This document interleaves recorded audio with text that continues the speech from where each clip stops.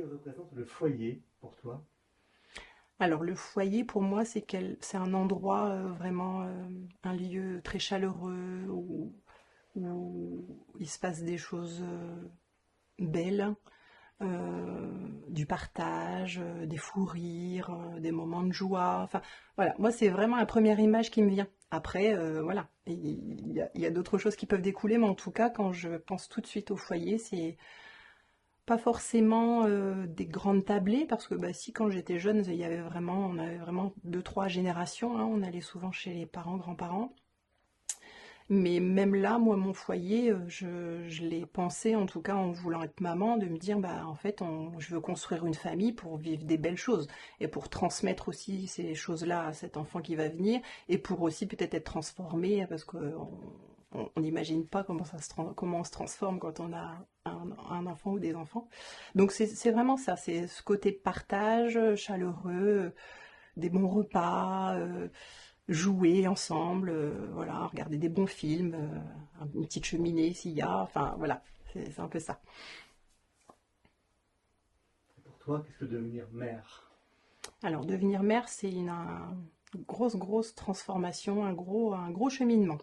Je pense que ça peut se passer même avant d'être enceinte. Je pense que déjà il peut y avoir un projet imaginé, rêvé avant même de concevoir un enfant. Donc déjà, il peut y avoir ce processus qui peut se passer avant, mais pas forcément. Et ensuite, c'est très vaste. Alors, devenir mère, c'est euh, avoir conscience aussi que plein de choses vont changer et d'accepter aussi le changement, que ce soit psychologique, émotionnel ou même physique. Plein de transformations, en fait, conscientes ou inconscientes, et aussi de réfléchir plus pour soi. Déjà, quand on construit un couple, ben, on n'est plus seul. Et là, ben, c'est vraiment à trois ou à quatre s'il y a plusieurs enfants. Mais devenir mère, ouais, c'est vraiment accepter en fait de transmettre quelque chose, de porter une petite vie en fait qui nous transforme aussi physiquement. Et puis ben, mettre au monde, une grosse étape. Et après, ben d'être là, en fait, toujours présente et accompagnée, et de respecter le rythme, le, le caractère, voilà, peut-être d'avoir imaginé des choses, et en fait, ben, c'est pas comme ça que ça se passe, parce que l'enfant, il est pas comme on l'a rêvé. Il y a l'enfant imaginaire, et puis après, il y a l'enfant qu'on crée. Et moi, en tout cas, enfin, je sais que j'ai appris beaucoup de choses avec cet enfant parce que j'avais plein d'idées reçues, mais je pense comme beaucoup.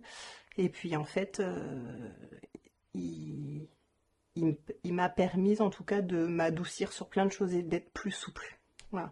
Plus souple, d'avoir moins de peur. En fait, souvent, quand j'échange avec des personnes, quand elles deviennent maman, il y a plus de peur qui arrive, hein, parce qu'il y a des craintes, parce que peur que l'enfant se blesse. Et bien, moi, en fait, ça a été l'inverse. J'avais peur avant de penser être, enfin, en me disant, voilà, le jour où si j'ai un enfant, peut-être j'aurais peur qu'il se fasse mal, qu'il soit malade. Et en fait, à partir du moment où j'ai été enceinte, j'ai plus eu de peur et j'ai eu confiance. Voilà, confiance en lui, confiance en ce qui allait arriver, et puis de dire, bah, de toute façon, on contrôle pas, donc autant savourer ce qui se passe. Donc, euh, donc ouais, c'est hyper transformateur. Voilà. Tu as qu'un seul enfant? Oui, ouais. En fait, on a eu un parcours de PMA. Il est né sous FIV. 5 ans, 5 années de PMA en fait.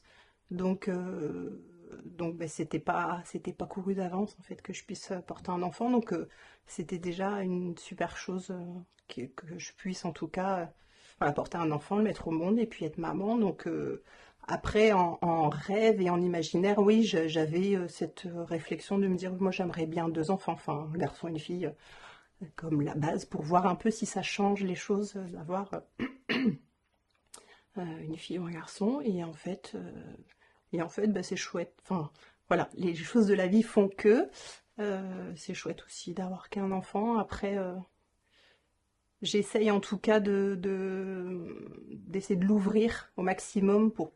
Alors, il est quand même centré sur lui parce que forcément, beaucoup de choses tournent autour de lui. Il y a moins d'exigences de partage à faire, mais quand il est avec ses amis, ou dans l'entourage en tout cas, il se rend compte que s'ils sont frères et sœurs, ou des fois il y a des grandes fratries, il connaît un peu plein de configurations de famille et il se rend compte que voilà, et en fait il dit bah, en fait je trouve que j'ai de la chance. Enfin, je peux choisir quand je vais dans des gros groupes et quand je dois partager, et sinon bah voilà, je peux un peu faire comme je veux, et donc bah, très bien, il le vit très bien. Il y a eu une petite période où il a réclamé un petit frère ou une petite sœur un petit peu avant 10 ans, entre 8 et 10. Donc là, bah, ça a re-questionné un peu en disant est-ce qu'on se relance dans le parcours ou pas, et en fait, vu tous les produits que j'ai pris, les hormones, j'avais pas envie en fait de me réinfliger ça parce qu'il y a des conséquences aussi. Et j'étais plus dedans. Donc, et puis hop, après, c'est non, non, je suis très bien tout seul, bah, c'est très bien. De toute façon, c'était pas le but de faire un deuxième enfant pour ce premier enfant, mais ça questionne un petit peu quand même, quoi. Donc, euh, donc voilà, être mère, c'est vaste. Qu'est-ce que tu souhaiterais que ton fils retienne de toi? Alors, la première chose, je pense, de dire que j'ai été présente pour lui.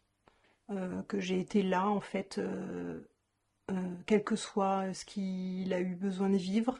Là, pour l'instant, il est encore jeune, donc voilà, mais je me dis, les grandes étapes de sa vie, bah, de dire, bah voilà, maman, elle était là, en fait, elle était présente, on a partagé plein de choses, on était dans le partage. Elle m'a. Après, la transmission, c'est important aussi, mais vraiment, la chose, c'était être là, en fait. Être là, vraiment là. Le téléphone posé, là.